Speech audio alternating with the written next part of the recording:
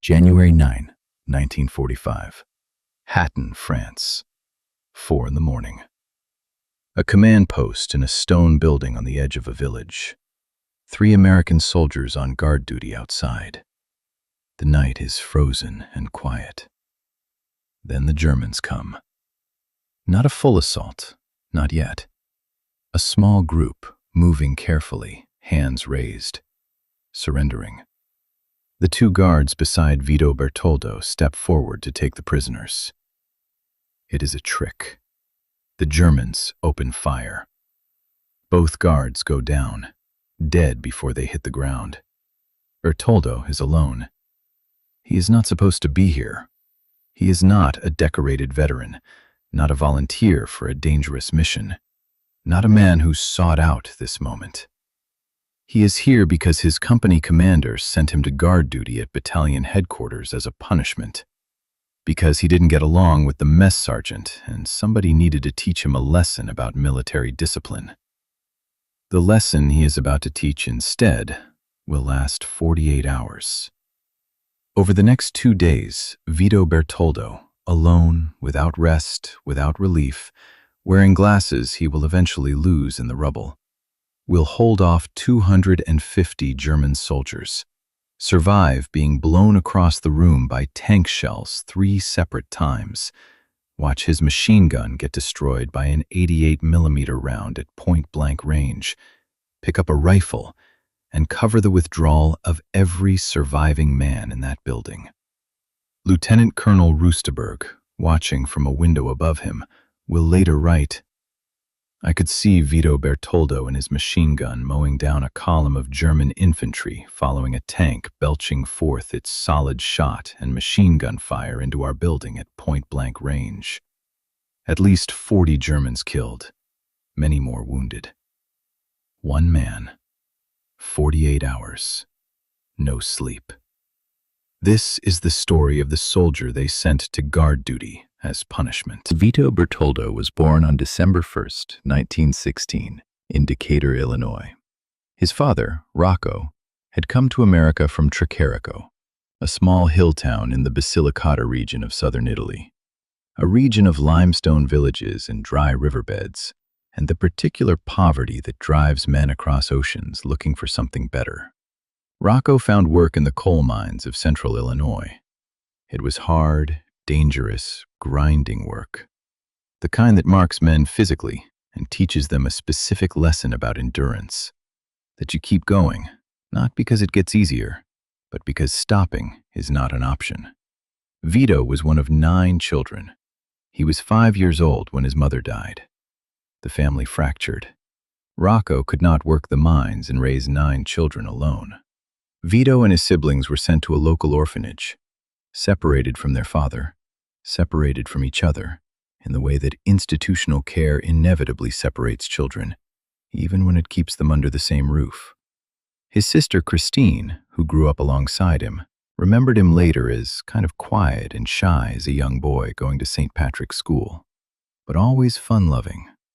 Around the family, he was always teasing one of us. There were no signs, she said, of what was to come later. He grew up, left the orphanage, found work. Coal mining, like his father. Truck driving. The kind of physical, unglamorous labor that was available to young men in industrial Illinois in the 1930s who hadn't finished school and didn't have connections. When the war came and the draft boards began calling men up, Bertoldo went to register. They sent him home. His eyesight was classified as poor enough to disqualify him from military service. The draft board stamped his paperwork 4F, unfit for duty, and told him to go back to his truck. He went back. For a while. In 1942, he enlisted voluntarily. Whatever the draft board thought about his eyesight, Bertoldo had decided he was going. He found a way through the process, talked his way past the physical, presented himself as fit, and got in. The army assigned him to be a cook. He talked his way out of that, too. He wanted infantry. He wanted to be where the fighting was, not behind a stove in a supply depot somewhere. The army, perhaps recognizing something in the persistence of a man who had been turned down by the draft board and assigned to kitchen duty and still wasn't taking no for an answer, put him in the infantry. He went through training. He shipped out. He fought across the campaigns of 1944, the grinding advance through France as the Allies pushed east toward Germany, village by village, hedgerow by hedgerow, through the autumn mud and the first hard freezes of winter. By January 1945, Bertoldo was with Company A of the 242nd Infantry Regiment, 42nd Infantry Division, in the Alsace region of northeastern France. Operation Nordwind, Germany's last major offensive on the Western Front, had just begun. Hitler had ordered a counterattack through Alsace, designed to relieve pressure on the Ardennes and potentially recapture Strasbourg. The Americans holding the line in Alsace were about to absorb that counterattack. And somewhere in the command structure of Company A, a captain named William Corson was dealing with a discipline problem. His name was Bertoldo. His offense was not getting along with the mess sergeant. Some friction, some words exchanged, nothing that would make a war crimes tribunal, but enough to irritate a company commander who had other things to worry about. When battalion headquarters requested 3 soldiers per company for guard duty at the command post, Corson saw his opportunity. He included Bertoldo. Guard duty at the battalion CP was not glamorous. It was not dangerous, most of the time. It was exactly the kind of assignment a company commander used to sideline a difficult soldier and simultaneously send a message about the consequences of insubordination. Bertoldo packed his gear and reported to the command post. The command post was in a stone building in the village of Hatten. There were other soldiers there, officers, communications personnel, the administrative infrastructure of a battalion headquarters. The 3 guards assigned from the companies would rotate watch, keep the perimeter secure, and generally make sure nobody bothered the people inside. It was punishment duty. On January 9th, 1945, the Germans arrived. The fake surrender in the dark killed 2 men and left Bertoldo standing alone outside the command post at 4 in the morning, with German soldiers on the perimeter and no time to think about what came next. He moved. On his own initiative, without orders, without anyone telling him what to do, without a plan beyond the immediate calculus of survival and duty. He found a machine gun and mounted it at the entrance to the command post. The Germans were coming in force. Not just the small group that had taken out the guards. A full assault element. Infantry supported by armor. Part of the Operation Nordwind offensive pushing through Alsace toward the American lines. The village of Hatten was directly in their path. Bertoldo held his fire as the German tanks shelled the building. The rounds came in and the walls shook and plaster fell, and men inside scrambled for cover. And Bertoldo waited. He understood, with the specific patience of a man who had grown up poor, and learned that waiting for the right moment was the difference between wasting what you had and making it count. That the tanks were not his primary problem. The infantry following the tanks was his problem. When the infantry came, he opened fire. For almost 12 hours, through the rest of that night and into the following day, Bertoldo fought from the entrance of the command post in full view of the German positions. No cover beyond the building's stone walls, which the German armor was methodically working to reduce. 88mm shells, machine gun fire, small arms from infantry positions that kept trying to advance and kept getting cut down. Lieutenant Colonel Roosterberg, watching from a window on an upper floor, could see Bertoldo at his gun in the street below. A single figure in the open, mowing down columns of German infantry following tanks that were firing directly at the building at point-blank range. The word Roosterberg used later was mowing. Not firing, not shooting. Mowing. the word you use when the volume and the efficiency are beyond normal description. 12 hours in the open, against 250 men in their armor. At some point, the timeline in Bertoldo's own memory became fragmented from exhaustion and concussion. He moved inside. He strapped his machine gun to a table. He positioned himself at a window with German tanks sitting 75 yards away across rubble that used to be a French street. He watched 2 armored personnel carriers approach, led by a tank. He watched the infantry dismount. He counted them. He waited until they were in the open, committed to their approach, no longer protected by the vehicles. Then he leaned out the window and killed more than 20 of them. The Germans responded with everything they had.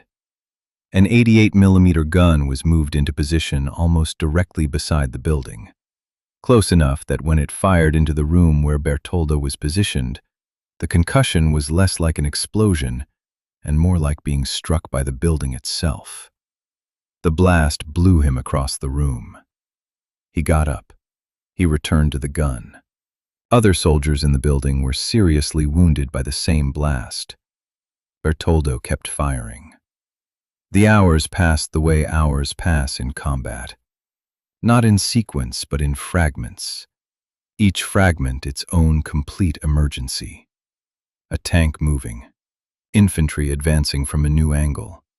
A window on a different side of the building suddenly taking fire. The machine gun needing ammunition. The machine gun needing clearing when it jammed. The dead needing to be moved from positions that were also firing positions. At some point during the second day, Bertoldo lost his glasses. He was already nearsighted enough that the Army's draft board had classified him unfit for military service. Without his glasses, his effective visual range, his ability to identify targets, to track movement, to aim, was significantly degraded. He kept fighting anyway.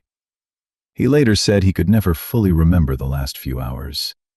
The concussions had done something to his memory, not erased it cleanly, but scrambled it, left gaps where the sequence should have been. He remembered being struck by a blast and finding himself against the wall. He remembered sliding down the wall and landing across a soldier who was already dead. He remembered reaching out and finding a rifle.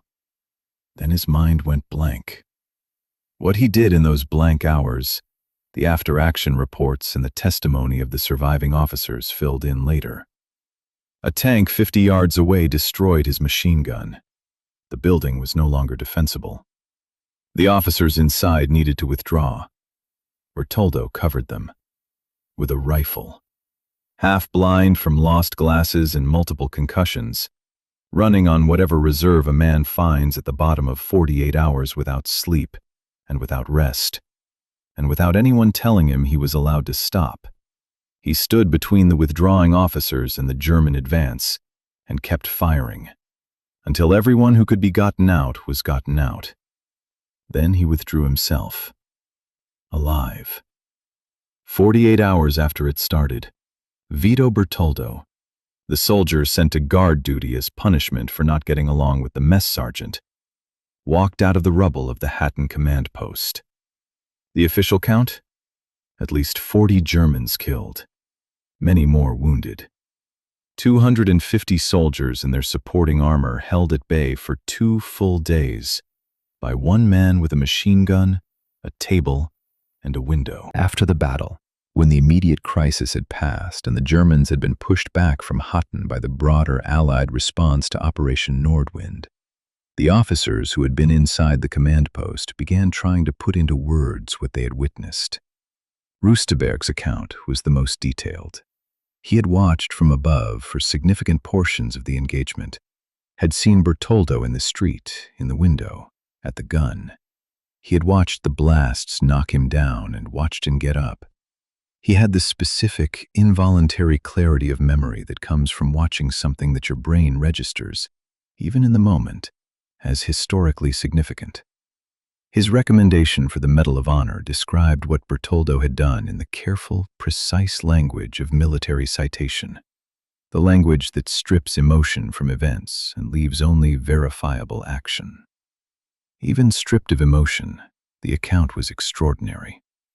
Bertoldo's own response to the aftermath was simpler. He said, "I must have been crazy, but just the same, I guess I did a great deal of damage by myself." That sentence is worth sitting with. Not heroics, not false modesty, a genuine uncertainty. I must have been crazy, followed immediately by the practical assessment of a man who was, above all else, practical. A great deal of damage, by himself. Those are the terms in which Vito Bertoldo understood what he had done. He also said, in a later interview, "We did a lot of things over there no human being should want to do." That sentence is the other half of the picture. The 48 hours in Hatten were not something Bertoldo celebrated in the way that military mythology sometimes encourages soldiers to celebrate their finest moments. They were something he survived, something that left marks, something that belonged to the category of experiences that a man carries without wanting to carry them. The Army awarded him the Medal of Honor. President Harry Truman placed it around his neck and told him, in the direct way Truman had of expressing himself, that he would rather have that medal than be president. Decatur, Illinois, the city where Bertoldo had grown up in an orphanage after his mother died and his father couldn't manage 9 children alone, declared a Bertoldo Day. There was a parade through Central Park and downtown. Local businesses collected $750 and presented it to him. The city that had watched him grow up, quiet and shy at St. Patrick's School, turned out to celebrate what he had become. At the ceremony, Bertoldo spoke. He was not a man given to grand statements or theatrical emotion. What he said was this: "The best way to honor the dead is to try and make it up to the living who have given some of the best years of their lives in the interest of peace." Not a victory speech, not a celebration of what he had done. An obligation to the men who hadn't come back, expressed as a responsibility to the men who had. Consider what Operation Nordwind, the offensive that brought the German assault to Hatten, was actually designed to do. Hitler's plan was to retake Strasbourg, collapse the American mines in Alsace, and relieve pressure on the Ardennes, where the Battle of the Bulge was grinding toward its conclusion. A successful Nordwind offensive could have significantly complicated the Allied position in the West in January 1945. The American defense of Alsace, unit by unit, village by village, command post by command post, was what blunted that offensive. Hatten was one node in that defense. The battalion command post in that stone building was one position among dozens that had to be held or the line would come apart. Bertoldo held it. Not because he was ordered to hold it beyond all reason, not because a plan called for one man to engage 250 soldiers for 48 hours with a machine gun strapped to a table, because the guards beside him were killed by a fake surrender in the dark, and the people in the building behind him needed time, and he was the one standing there with a weapon, and 48 hours of something that the Army's draft board, the company mess sergeant, and the captain who sent him to guard duty as punishment had all failed to properly account for. The coal miner's son from Decatur, the orphanage boy, the truck driver with bad eyes who talked his way into the infantry. He held the line. Vito Bertoldo died on July 23, 1966. He was 49 years old. Cancer, in a veterans hospital in Martinez, California. He was buried at Golden Gate National Cemetery in San Bruno. A road in Forest Park, Illinois, bears his name. He left behind something most Medal of Honor recipients don't: a legacy that passed through generations in a single family. His son David served in Vietnam. His grandson David served in the Gulf War. 3 generations, 3 wars, one family from Decatur that kept showing up. Think about the specific irony of how Vito Bertoldo ended up in Hatten. He was there because he didn't get along with a mess sergeant. He was there because his company commander needed to punish someone and chose the most convenient target. He was there because the army, in its vast and impersonal machinery, decided that a difficult infantryman was best managed by removing him from his unit and sending him somewhere quiet to think about his behavior. The somewhere quiet turned out to be the most important ground on that section of the front on the night of January 9th, 1945. There is a version of this story where the punishment works as intended, where Bertoldo serves his guard rotation, learns his lesson, returns to Company A with a better attitude toward the mess sergeant, and the whole episode is forgotten. That version requires the Germans not to come. It requires the fake surrender in the dark not to happen. It requires the 48 hours not to unfold the way they did. None of that happened. What happened instead was that the soldier sent as punishment became the reason the command post survived. The man the army classified as unfit for service held off 250 soldiers for 2 days with a machine gun, and then a rifle, and then whatever was left at the bottom of a man who had grown up in an orphanage in Decatur, Illinois, and learned early that stopping is not an option. President Truman told him he would rather have the medal than be president. Bertoldo said he must have been crazy. Maybe both things are true. But what is certain, what the rubble of Hatten and the testimony of the officers who watched from above confirm beyond any doubt, is that when the fake surrender happened in the dark and the 2 men beside him went down, Vito Bertoldo did not run. He found a machine gun, and he stayed.